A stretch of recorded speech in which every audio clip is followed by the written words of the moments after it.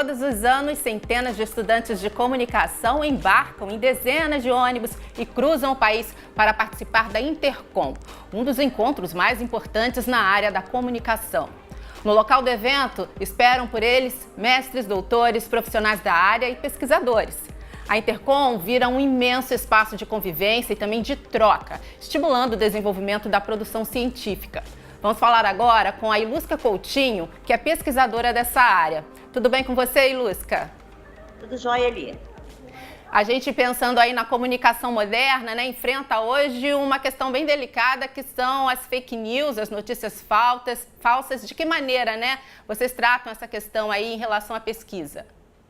A questão das fake news hoje mobiliza não só a sociedade, né, diferentes leitores, intérpretes da sociedade, mas também os pesquisadores, né? As fake news são um tema para a gente prestar atenção, para a gente refletir sobre, tanto na dinâmica do ensino de comunicação, e vários de nós, professores, estudantes, participamos aqui do Congresso Intercom, mas também as pesquisas, né, tratam muito sobre esse assunto. Sobretudo sobre o lugar de referência que o jornalismo ocupa e que sempre ocupou na sociedade, né? Sobretudo no momento em que ele começa a falar sobre o mundo e ajudar a interpretar o mundo.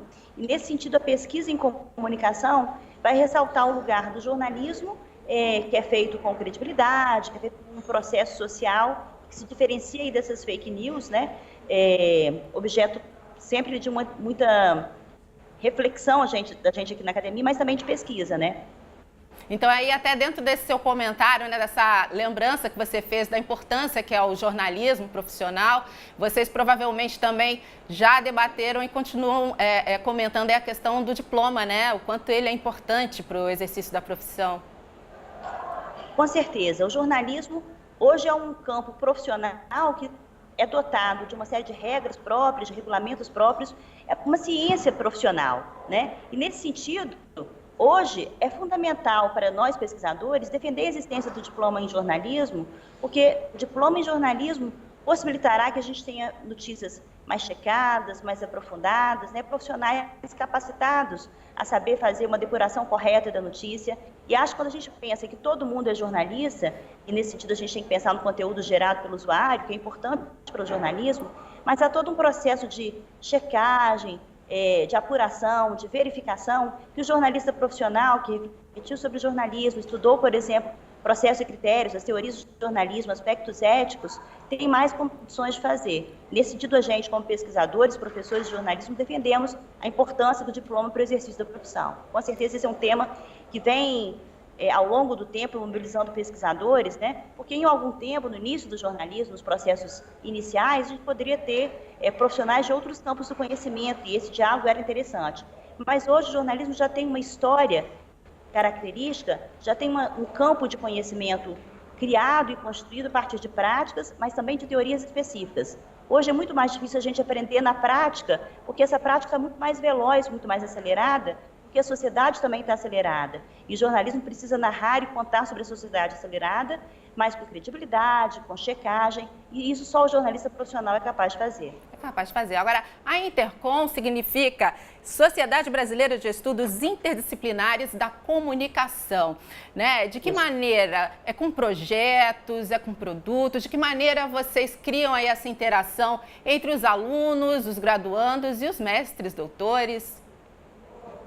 A Sociedade Científica Intercom hoje congrega diferentes níveis de formação. Você tem participando da Intercom desde alunos de graduação, que participam apresentando, por exemplo, pesquisas de iniciação científica que desenvolvem nos cursos superiores de jornalismo, de publicidade, de relações públicas, de cinema e audiovisual, de todas as áreas que compõem a comunicação, né, sub-áreas que compõem a área de comunicação, mas também apresentam muitas vezes trabalhos práticos que são desenvolvidos nos cursos. Então, nesse caso, a gente tem o Expocom para os trabalhos práticos, tem o Interconjunto para os trabalhos de iniciação científica, mas convivendo com esses alunos, a gente também tem pesquisadores sêniores, desde mestres, doutores, pós-doutores, que apresentam trabalhos, por exemplo, nos grupos de pesquisa da Intercom, são 32 grupos de pesquisa, nas mais diferentes áreas temáticas.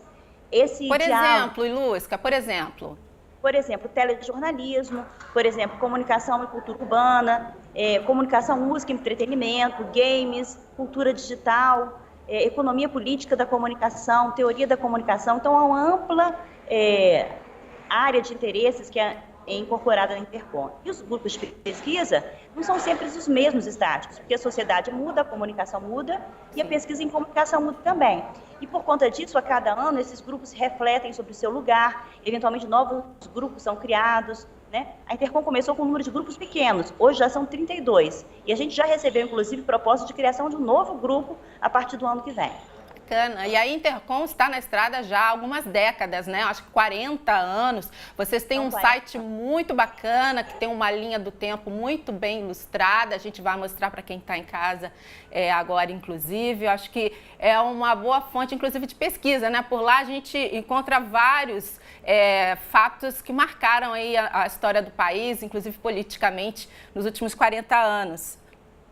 A Intercom acho que tem um papel também nesse aspecto político, né? Ela se reúne inicialmente, eu não participei do momento inicial de criação da Intercom, mas é uma espécie de uma mitologia própria, que diz que no primeiro momento de criação, foi exatamente num convento que os pesquisadores se reuniram, porque também era arriscado pensar e discutir comunicação naquela época, né?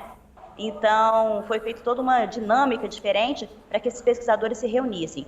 Hoje, a Intercom se consolida como esse espaço, é uma fonte de pesquisa, como você falou, né? No site tem uma história da comunicação, mas a gente também tem o espaço dos anais, portanto, tem os trabalhos apresentados nos congressos ao longo desse tempo. A revista da Intercom, a RBCC, foi uma das primeiras revistas da área a ser melhor qualificada. Então, a gente tem uma fonte bastante importante de pesquisa, de divulgação e reflexão sobre a comunicação. Tá, e é importante que a sociedade conheça esse trabalho também, que as empresas conheçam, porque a comunicação não adianta, ela é vital, ela está aí para sempre, né? Com certeza. E a proposta da Intercom é exatamente ser esse lugar que não fique apenas na academia, então a proposta da pesquisa que saia dos muros da universidade, mas que dialogue com a sociedade, né? E por isso a importância de você ter desde estudantes de graduação até pesquisadores sêniores participando, né? E também as empresas, né? A Intercom está aberta para a participação da sociedade civil organizada, diferentes órgãos ao longo da história. A Intercom também tem feito parcerias. Por exemplo, o Instituto Vladimir Herzog, onde fez suas integrantes da sociedade, exatamente para a gente pensar e refletir sobre aspectos que são vitais para a sociedade. A comunicação é parte dela, né? E a gente precisa entender a comunicação para interagir melhor na sociedade. Bom, tem um projeto também, antes de encerrar, eu gostaria que você falasse dele, o ExpoCom, né? Qual é o diferencial? O ExpoCom surgiu como uma pesquisa, uma exposição da pesquisa experimental em comunicação. Isso porque, como a sociedade Intercom se constitui a partir da pesquisa, outros espaços importantes também dos cursos de comunicação são o desenvolvimento de produtos práticos, por exemplo, jornal laboratório, filme de ficção, uma campanha publicitária, né?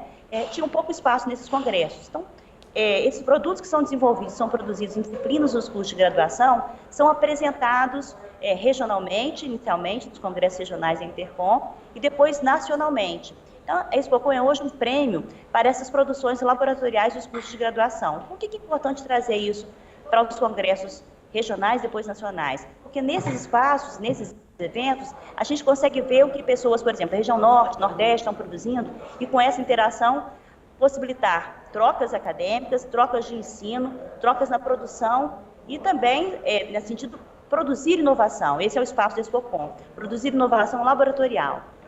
E Lúcia, foi muito bom conversar com você sobre comunicação, sobre o trabalho da Intercom. Muito obrigada, viu? Conexão está sempre de portas abertas.